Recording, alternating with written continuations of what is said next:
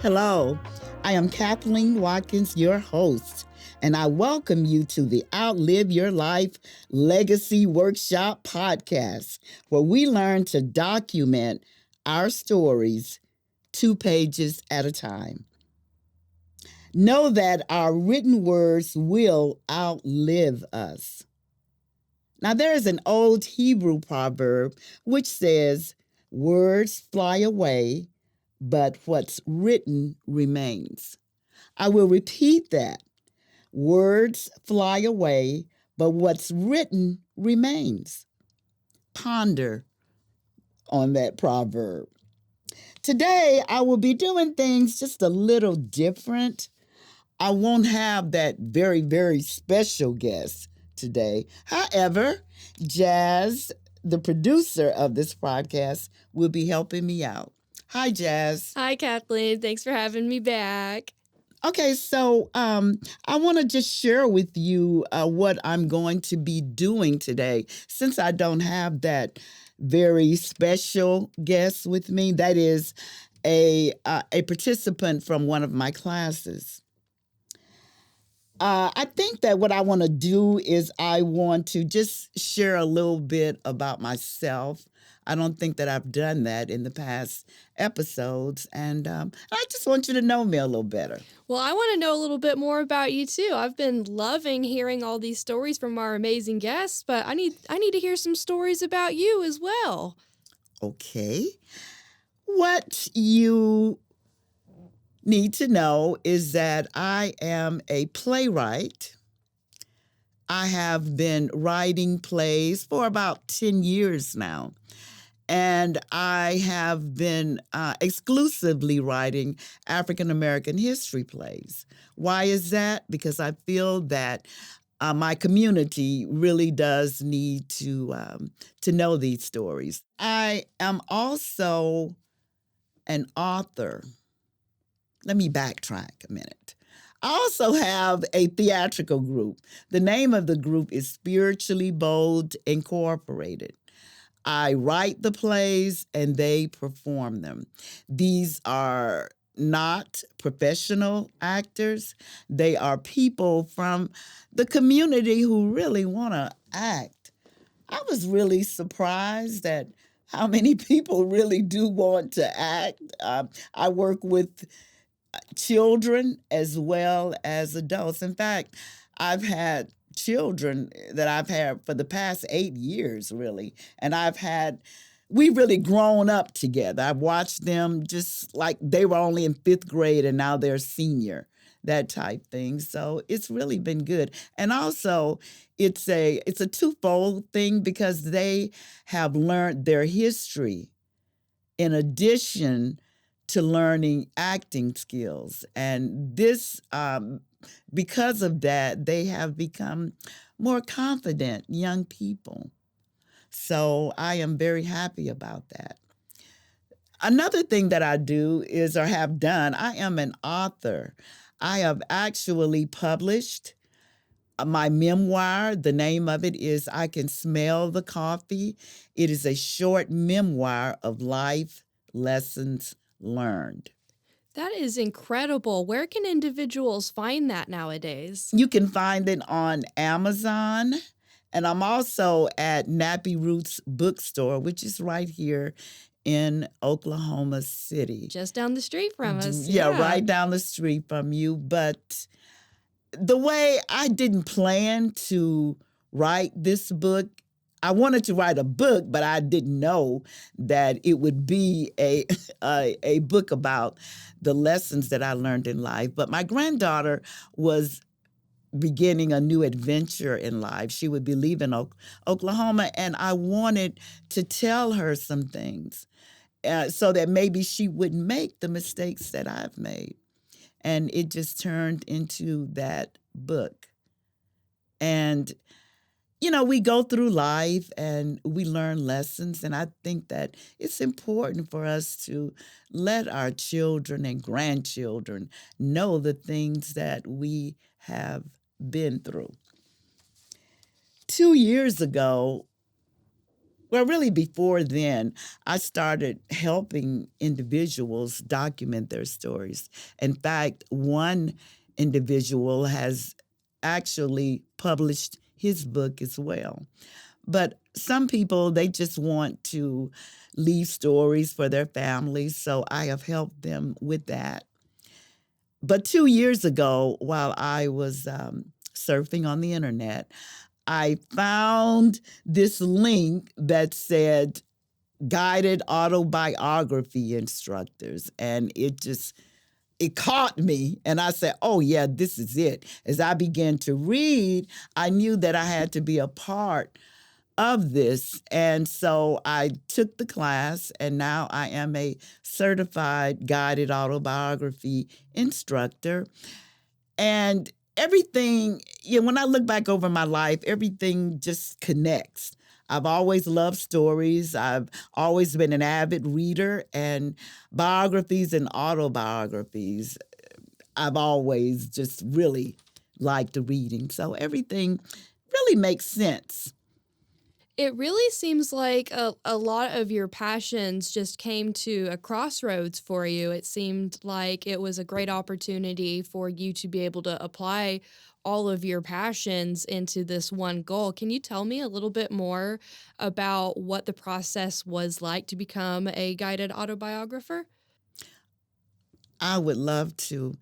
First of all, it was a 10-week course, and I took it along with 11 other people.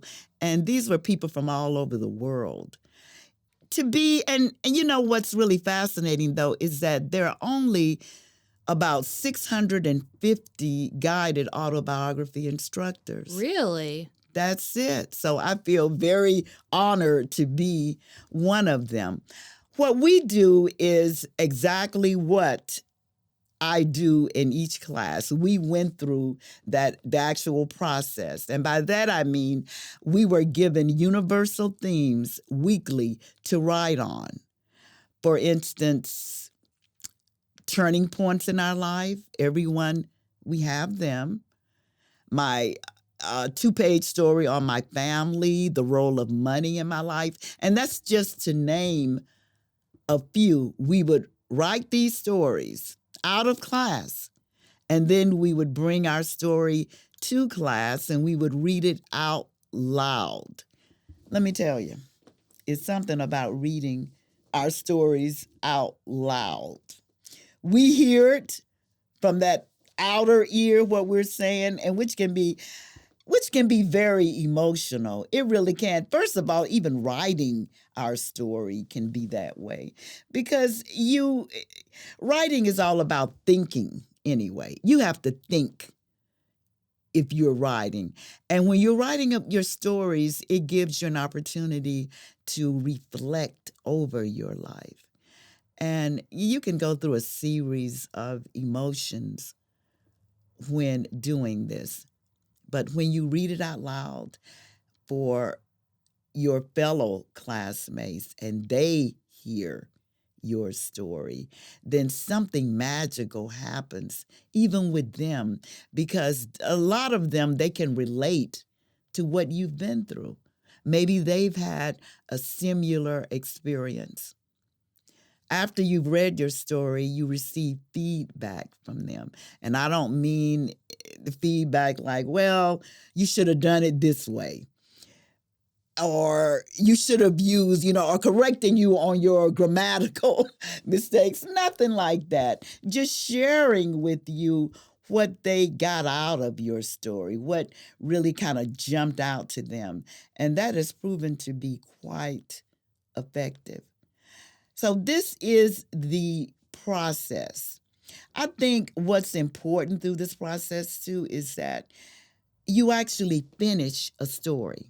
Ah, now that may sound a little, what do you mean you actually finish your story? Well, let me say this. Lots of times we will begin to write our stories, but what happens? We don't complete them. We'll start out, then we go through maybe an emotional roller coaster, or we just don't want to talk about it, much less write about it. And we just throw it down, put it in a drawer, and say, I'll do it later. Another day. Yep. Yeah, we procrastinate. But by going through this class with other people, you are accountable. And let's face it, we need to be held accountable. The same, let's say if you are working out, a lot of times if you have a partner, then that pushes you. When you're just trying to do things by yourself, you talk yourself out of it. But if you have a partner doing a workout that you work out with, then your partner most of the times can maybe talk you out of it. And the same thing applies with this class. When you see others coming forth with their stories, then you want to do the same. And that's what happens in this class. And so this pushed me to write my story and complete it. I mentioned that the stories are only 2 pages, which is not bad at all, I don't think, because what happens when you begin to write the story, then memories begin to flow. And what I have learned, Jazz, about this process is that when you just think of things in your head, when it just stays there, then that's you don't get the full benefit. But it's something about pen to paper or fingers to keyboard, however you do it, that really unleash memories for you. And you're like, oh man, I forgot about that. Were there any periods of time during that process for you that you had to lean especially more on your colleagues for encouragement or support? Or were there times that you were in a situation having to provide a little more support for maybe one of your members? No, it was, I think that for me, listening to my fellow classmates share their stories every week. And what we even did was we put our stories out there on Google Docs Mhm. so we could go back and read the stories. Oh, wow, that's convenient. And it was very encouraging being able to do that, being able to see what other people have been through. And it's always good to know that you're not alone. And that's what I really what I experienced. And everyone is different. And it's just so good to hear different stories from different perspectives. That's one thing that I've learned is that, of course, we're all different. So, of course, we have a different perspective on things. So, this is what happened. This is what actually happens in the class. I can tell you that over the year, I have conducted, let's say, 6 classes, and all of them are so, so very, very different. Some people are very transparent, and others aren't. But what I've also found is that usually whoever starts out, they kind of set the tone because if let's say if the first person to read their story is pretty transparent, then it's like it gives other people permission to be transparent also.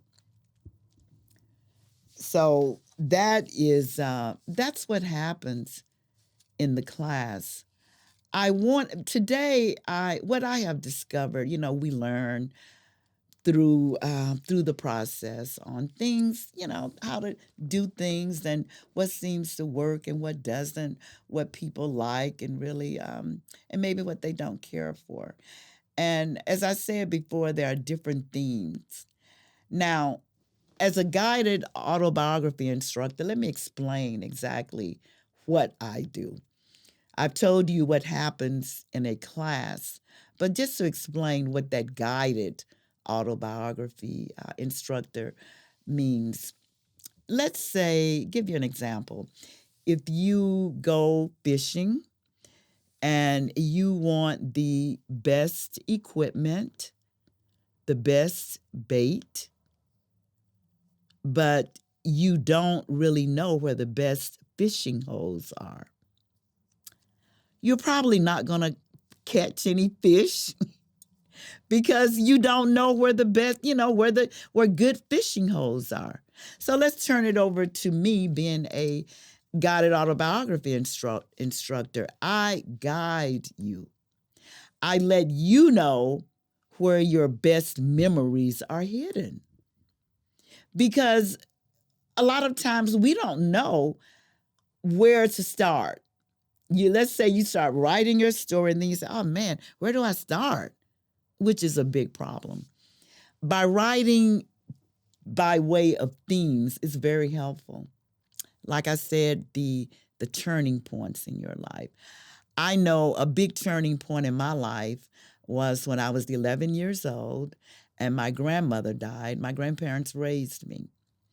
And I had to move from the comfort of my home, the comfort of my community, to all the way from Florida to Detroit, Michigan. And this was in 65. So things were very different then. And I didn't realize it then, but I do now, how much that affected me. That affected me tremendously, but I didn't realize it then. And that's what'll happen once you start to writing your stories. It seems like it definitely takes away the pressure of us having to tell a story in such a way to try to satisfy what we think is important to someone else. And it really gives us the opportunity to think about what is important to us, what is important to our individual selves in terms of the storytelling. Because I'm perceiving that with or without an audience, these storytellings always need to be for your own sake. Absolutely, Jazz.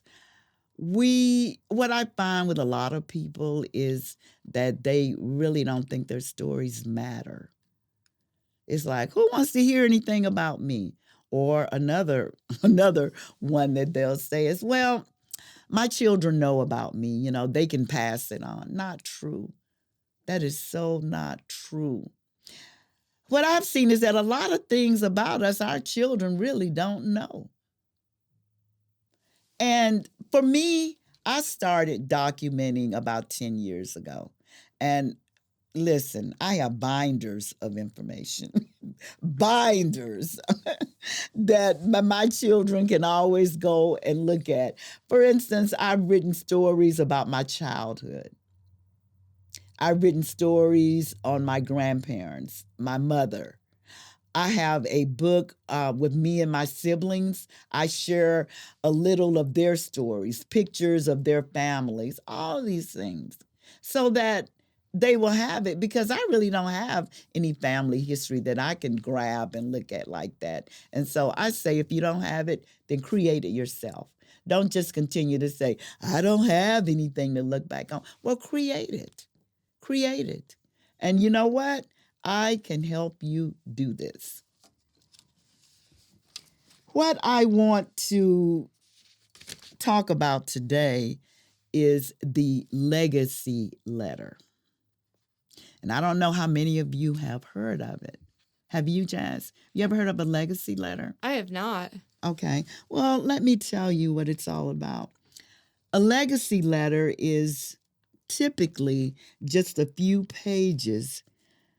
It's not a full-length memoir or autobiography, but like a memoir, it's an opportunity to share your stories about your life.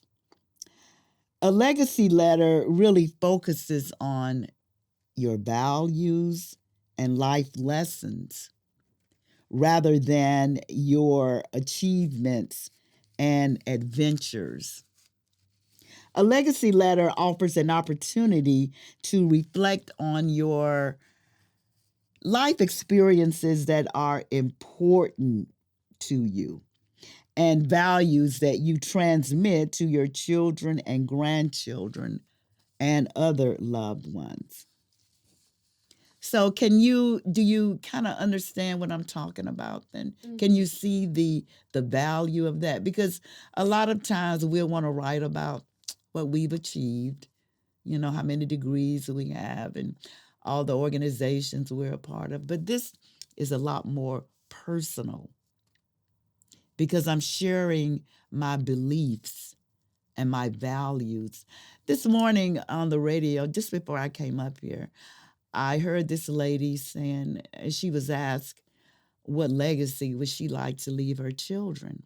And her response was, I want them to know that their character is very important. Your character. A lot of times in this society, we put more emphasis on material things rather than developing character because that's what's going to last. That's what people are going to remember really about us. They won't remember how many Nike tennis shoes you have. They'll think about, well, how kind was she? How did she treat people? That type thing. And so that's what I believe we should instill in our kids. So if I'm asked why you should write a legacy letter, well, it's a way for you to be remembered, of course, and for your life lessons to be shared and preserved. And it also gives an opportunity to express gratitude, request forgiveness, or make amends. How about that? It's a wonderful gift to our loved ones and to ourselves. Do you know that sometimes we just can't say what's really on our heart? It can be hard. It can be a challenge. That's for sure. Right. And so if you can't do that, then maybe, you can write it down. And maybe you don't even want this read until you leave. But however you plan to do it, then you should do it because I think about my mother and how when I had the opportunity to ask her questions, I didn't. I don't even know my mother's favorite color. Didn't know her favorite song. Didn't know like who was her first boyfriend. Her first kiss. What does she really believe? What are her thoughts about certain things, about love, about family? I didn't know all of those things. Through a legacy letter, you have an opportunity to do that. But not just that, you have an opportunity to tell your child or loved one what you enjoyed about them. For instance, I could say with one of my daughters, because she's so witty, she is so funny. I can tell her she made me laugh. I love talking to her. Love talking to her because I'm just laughing. With my granddaughter, I just recently took a trip to New York for my birthday, and we shared so many memorable moments. But one of them that she captured was she and we were tired. We had been in the museum for all day really, and we were tired. We sat down on a bench, and she said, "Grandma, do you have any candy?" She said, "I just got a taste for some hard candy, a peppermint or something." I said, "You know what? Maybe let's see what I can find," because I always try to keep something like that in my purse. And so I said, "Look, I found a sucker and found two of them." Oh my And so goodness. Jazz, she captured us actually sucking the sucker, just sitting there sucking on a sucker and talking. It's really the little things in life that we wouldn't stop to think about. just because they happen every day. But something like that is such a meaningful memory. It's something to hold on to and treasure. Right. And I mean, there we have that video and it's documented. And her children and grandchildren can look back on that moment. Oh man, I love it.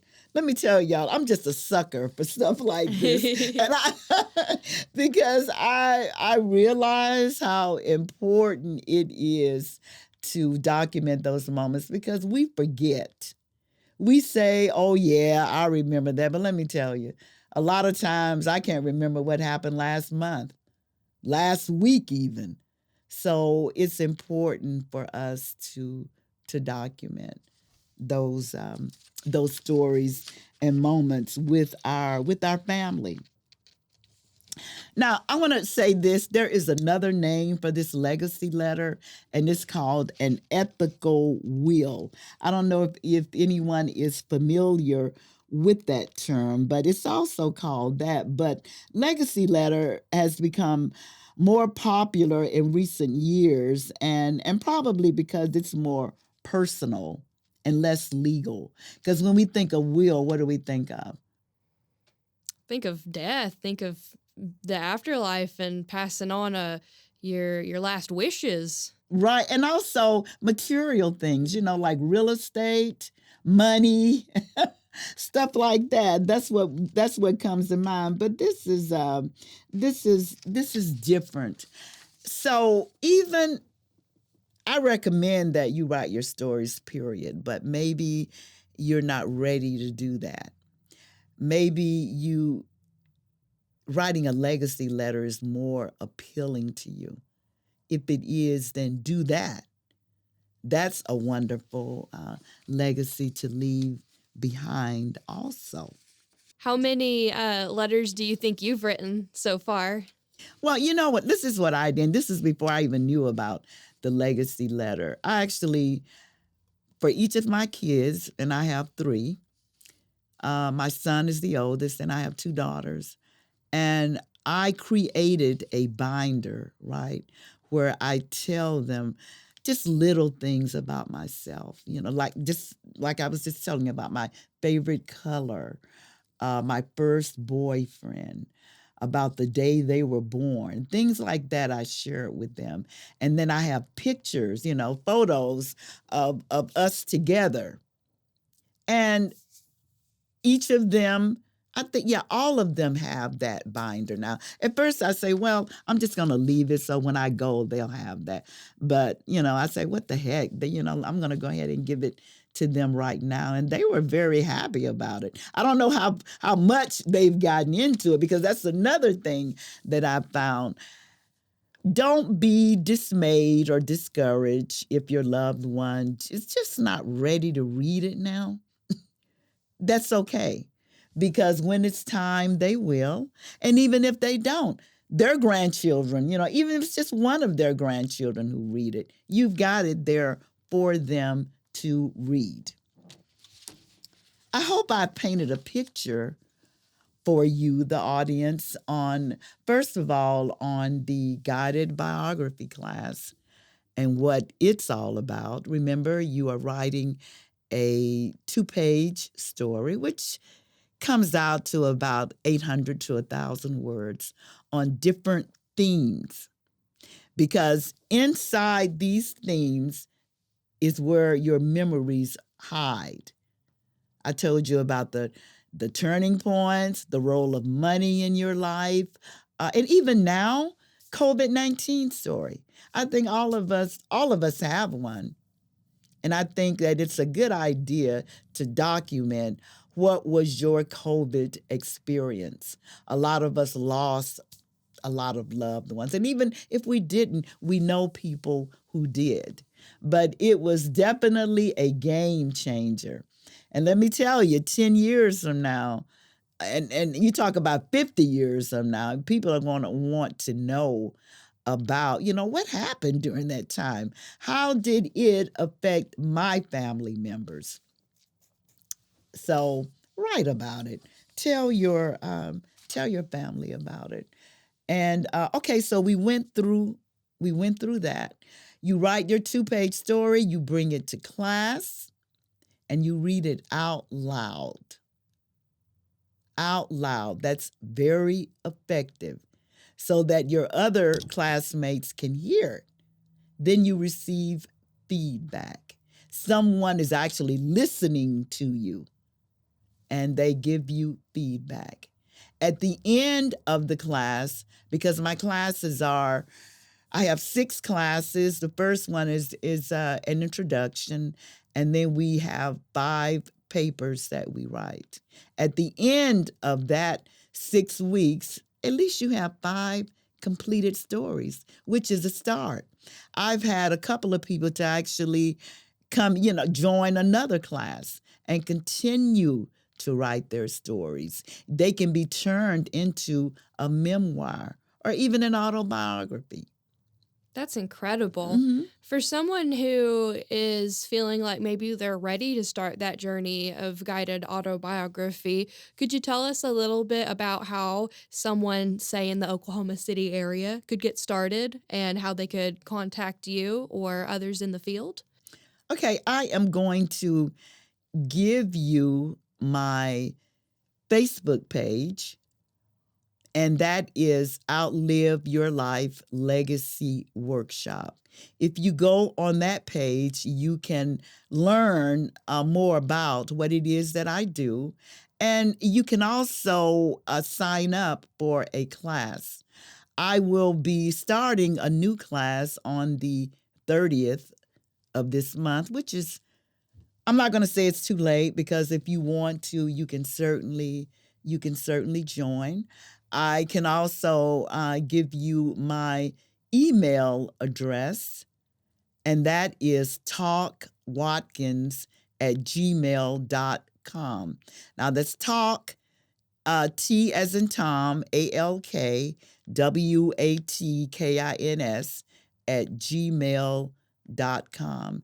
And I would love to hear from you. If you want to just find out more about the process, I would be delighted to talk to you about it, because I am so passionate about this. I've really made it my life's mission to help as many people as I can document their stories. Well, fantastic. We will definitely make sure to get your contact information in the episode description link. So, for our listeners out there, you will be able to find Miss Kathleen's information in our podcast episode description. If you had any other words of encouragement that you could share for someone who's maybe just not sure, they've got cold feet, or they're just nervous about what they're going to write, what would you tell that person? Well, there are 2 things that I want to do. First, I want to give you an example. I want to read an example of a legacy letter. And secondly, I want to share this with you. And this is something that really touched my heart. And it was like confirmation for me that this works. One of my students, she actually took it a step farther. She told me that those things she had never thought about.